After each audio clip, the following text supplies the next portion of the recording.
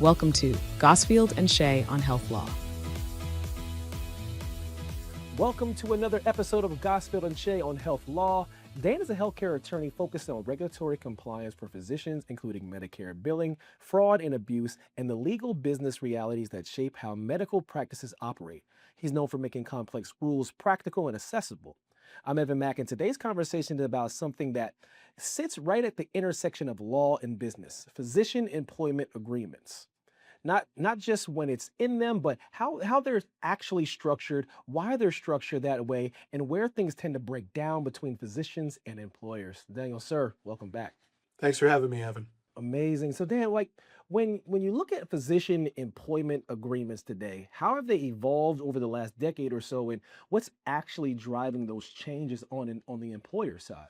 So it's an interesting question. I would say that probably the biggest change that I've seen in the last decade or so has been changes in the compensation structure. And we'll, I'm sure, talk more about that later today. But a lot of that shift in how compensation is handled is, I think, driven by increasing pressures on employers to stretch every dollar to the maximum. You know, as their reimbursement rates drop, they want to make sure that productivity stays high so that they can maintain cash flow effectively. There's also been a lot of consolidation in the healthcare industry. The influence of private equity has played a big role in that, as smaller practices sort of get bought out by private equity and merged into, for lack of a better word, super groups.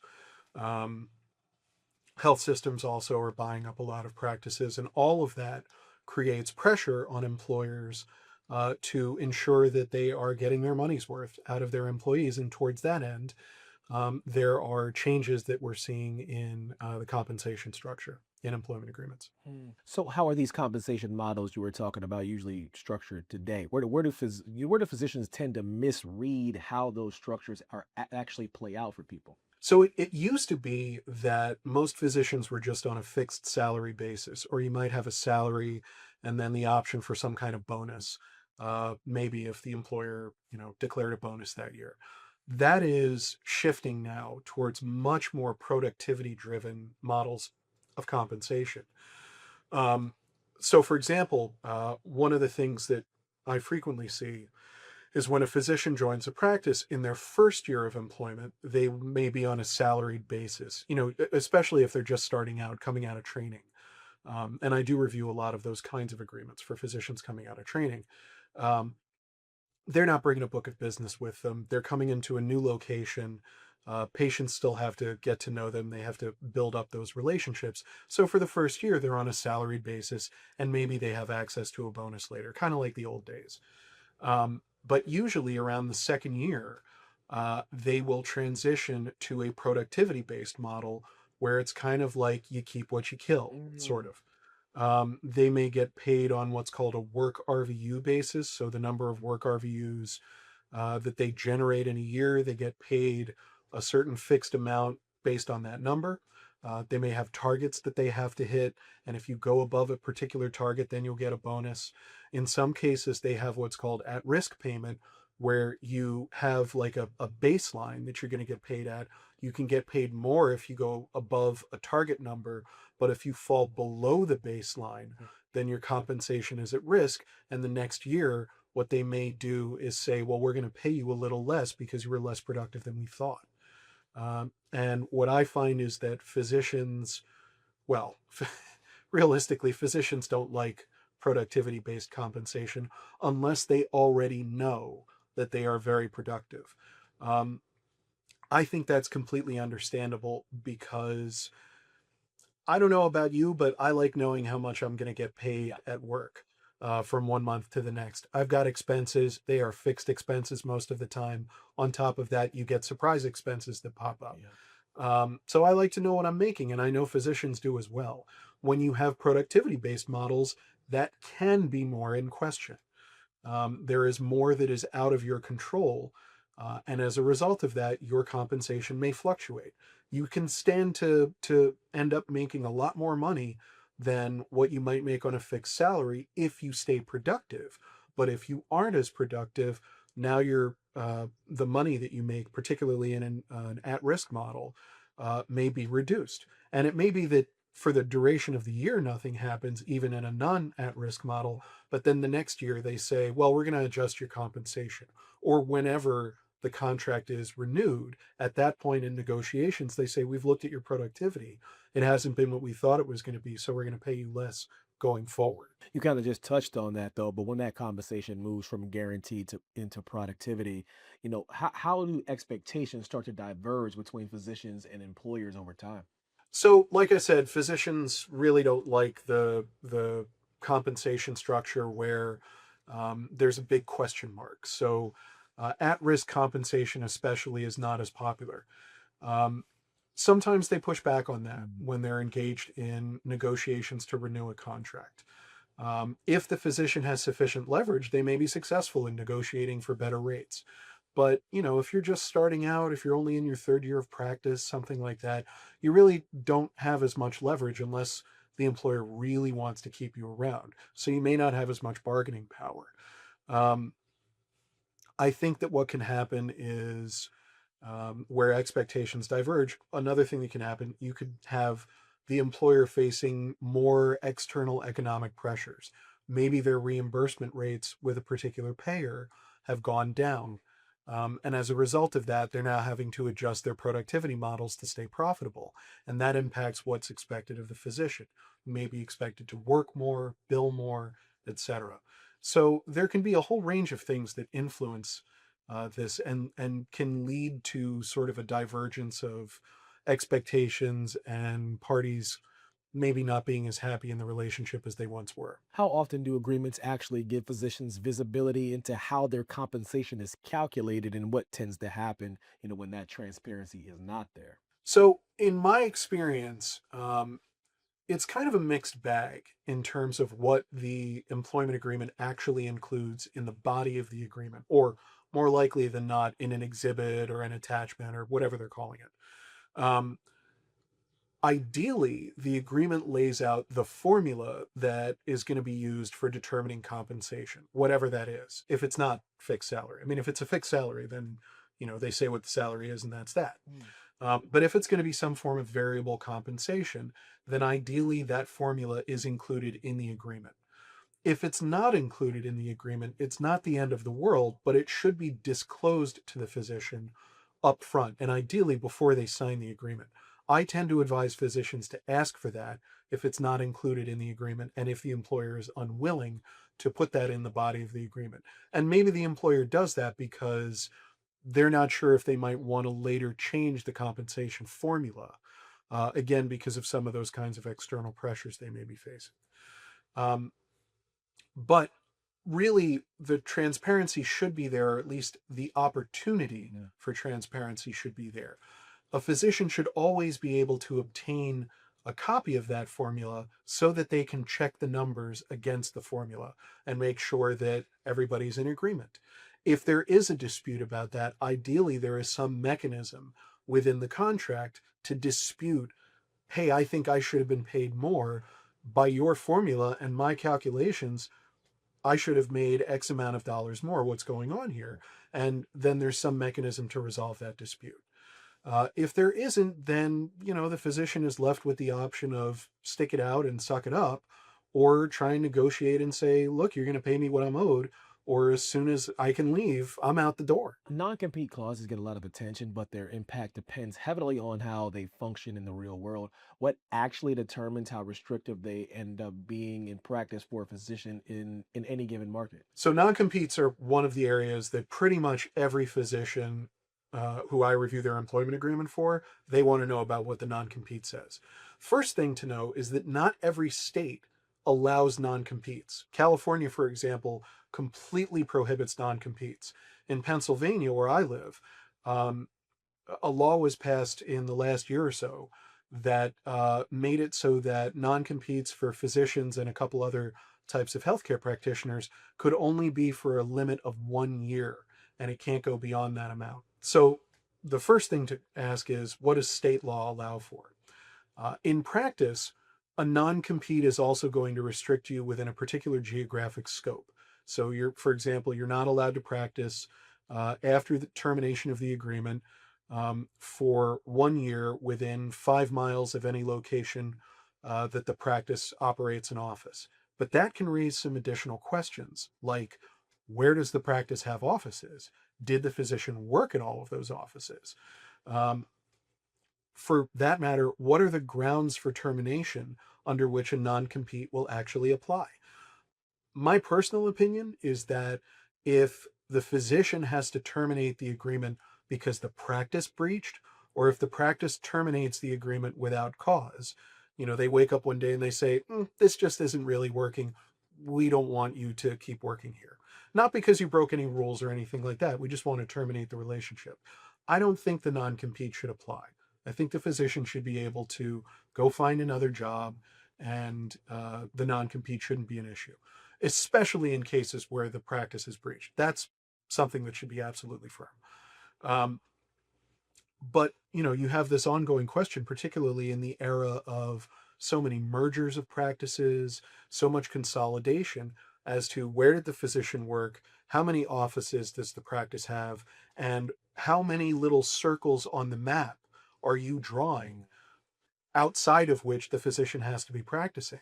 If a given practice or health system or something has multiple different offices scattered all around a region, that physician might be effectively barred from practicing within a huge geographic range just because of the way that the contract is written. I try to push back on that when I'm representing physicians by saying that, the non-compete should only apply to, for example, um, a location where the physician has worked for more than 10 to 20% of their time in the last 12 months. If you only worked at a location once 5 years ago, how is it going to be you in competition with the practice if you go and move to that area and start working there? I don't think that's really competitive, but the employers may disagree. And if I'm representing an employer, I will zealously advocate for their position uh, in that case. But in general, I think that's how you can end up with issues in the non-compete and how they play out practically. Termination provisions don't always get much attention up front, but they end up controlling how relationships unwind. How do these provisions tend to be set up? Where do you see the biggest disconnect between these two sides? So the employer is always going to have the ability in any agreement to terminate for breach. Um, and that termination for breach is usually going to be something along the lines of they can give you 30 days notice, for example, that you are in breach and you have time to cure that breach. And if you fail to cure it within 30 days, then the agreement terminates. Other provisions, the employer may say they are allowed to terminate you immediately upon the occurrence of the event or upon notice. I try and make it so that it's upon notice of an event occurring.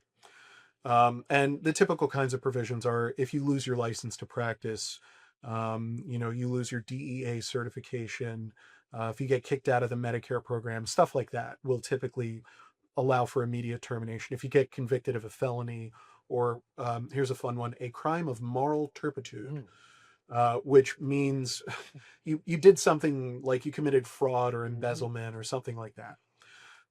Those are grounds for immediate termination usually. Employees don't always have written within the agreements those same grounds for termination. So that's one point of divergence there. I try to get it included explicitly in the agreement when I'm representing an employee because I think they ought to be able to terminate for the employer's breach. Now, in point of fact, under common law, they can, even if it's not written in the agreement. But then you got to worry about maybe I have to take this guy to court and fight over that. And it's easier if it's just in the document. It ideally forestalls an argument down the road. You can also have what's called without cause termination, which is where the parties don't need to provide a reason for termination.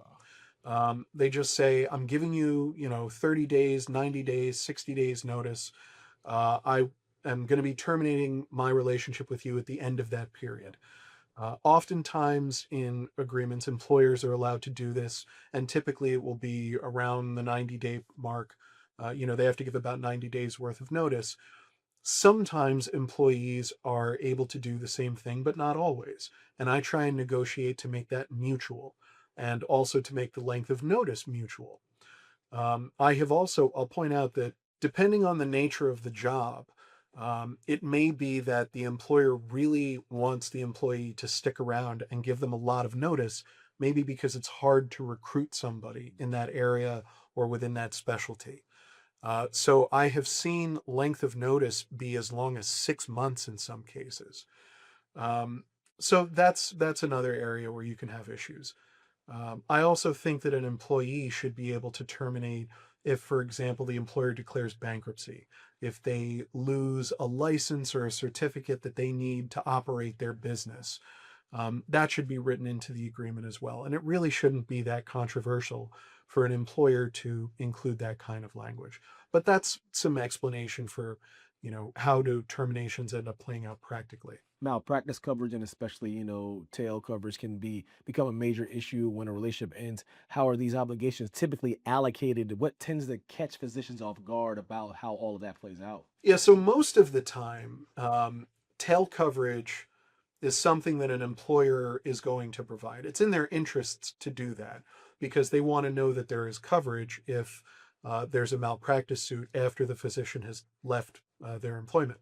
But they get sued for something that happened while they were employed. In some instances, though, and I have both reviewed and written contracts that include language to this effect, what you'll see is an employer shift the burden of who pays for tail coverage depending on, in some cases, how long an employee has worked for them, and in other cases, the reason for the termination. So, for example, um, I've seen contracts where if the employee terminates without cause or the employer terminates for cause, so terminates for breach or one of those other immediate termination provisions that I mentioned, then the employee is responsible for paying for tail coverage. I have also seen, without regard to the grounds for termination, that if the agreement ends, for example, within the first year, then the employee has to pay for 100% of tail coverage. If it ends in the second year of employment, then the employer and the employee split it 50-50. And in the third year and beyond, well, now the employer is picking up the full cost of tail coverage, regardless of the grounds for termination. As I said, in general, I think it's in the employer's benefit to ensure that tail coverage is paid for. But some employers will be facing economic issues that make it beneficial for them to know that at least under certain circumstances, the employee is going to pick up the tab for that. And they can shift that burden to the employee. And it may also serve as a kind of incentive to, um, behave effectively. Don't breach the agreement. Don't let any of those immediate termination provisions get triggered. And don't just walk out on the agreement on a whim. Stick it out until, for example, the contract is going to renew and then the parties agree not to renew it. And at that point, maybe the employer picks up the cost. From the employer side, these agreements are also about, protecting the business. What are employers actually trying to control or to avoid, through these contracts that physicians may not fully appreciate at the outset? Well, two of the things that I mentioned really are the trend of consolidation within the industry, and external pressures to remain profitable as reimbursement rates go down, as, for example, private equity becomes more involved and they demand more profitable business. All of those kinds of pressures are things that employers are facing. And so they are looking to get as much out of a physician as they can, as much bang for their buck, if you will. Um, Physicians don't always know about reimbursement rates from insurance companies. They don't necessarily know what the employer is being paid for, their performance, the physician's performance of various services by an insurance company. As a result, they may not be privy to those kinds of economic pressures, and so they don't necessarily see why it is that they are being shifted to a productivity-based model from what used to be a comfortable salaried position. Um, so they may not be aware of those kinds of things.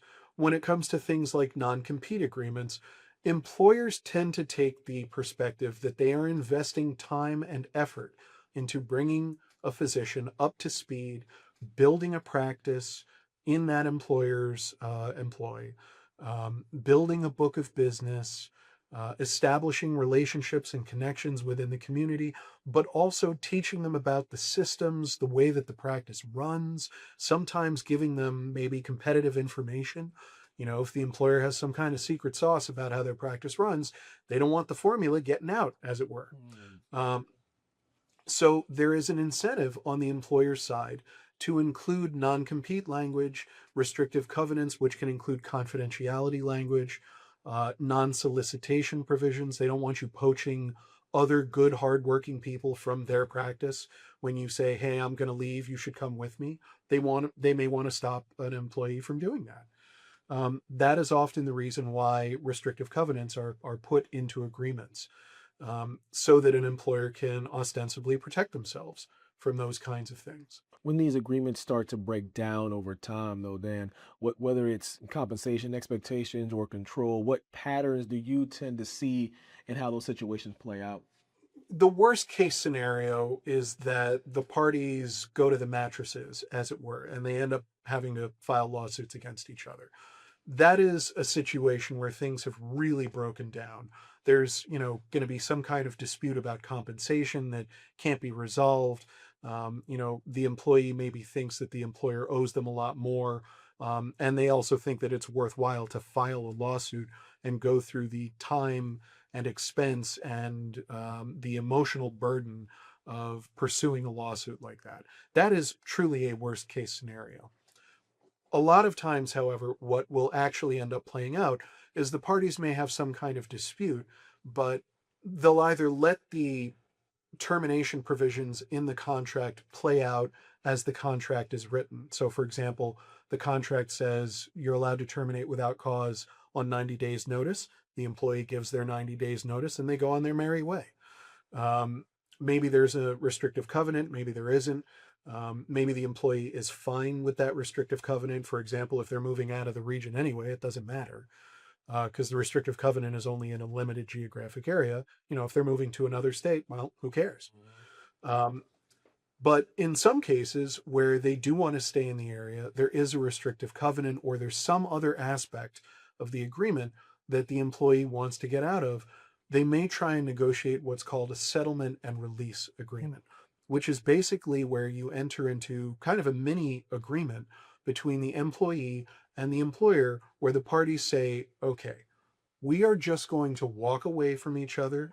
Neither party is going to try and enforce anything in the contract against the other party. Neither party is going to badmouth the other party at all. There will be no disparagement from either end. And after this, the parties are just quits. There are no lawsuits that are going to be filed at the end of the day. No one's going to come back later and say, oh, by the way, you failed to pay me for XYZ, or you owe me something else, some other kind of performance. The settlement and release releases both parties from every obligation going forward. And then they just go their separate ways. That, in my experience, when there is some kind of dispute, is the ideal way to get out of it. It saves parties the expense of litigation, if that's a real risk. It doesn't always work, though. I will say there are some instances where one party has considerable leverage over the other, and they have no reason to enter into a settlement and release, and they want the other party to just accept the terms as they are. That's typically going to be the employer who's holding more of the cards, especially, for example, where there's a restrictive covenant, and they don't want to let the employee out of that. Their attitude is, you're going to abide by that restrictive covenant. We don't care, that it's really inconvenient for you. That's your problem. The covenant is binding. It's legally enforceable. If you don't like it, move outside the area. Or wait 2 years and then get another job, or wait 1 year, however long it's supposed to be, and get another job in the same field. But those are ways that I have seen employment agreements unwind, for lack of a better term. Good stuff, Dan. Appreciate the time. Thanks for having me. All right. That's it for today's episode of Gosfield and Shay on health law. For more guidance on healthcare law and physician practice issues, you can visit gosfield.com. If you found this episode helpful, be sure to subscribe, leave a review, and share it with someone who could use a better understanding of how these agreements actually work. And as always, thanks for listening. Thanks for watching. Be sure to hit that like and subscribe button and leave us a review in the comments.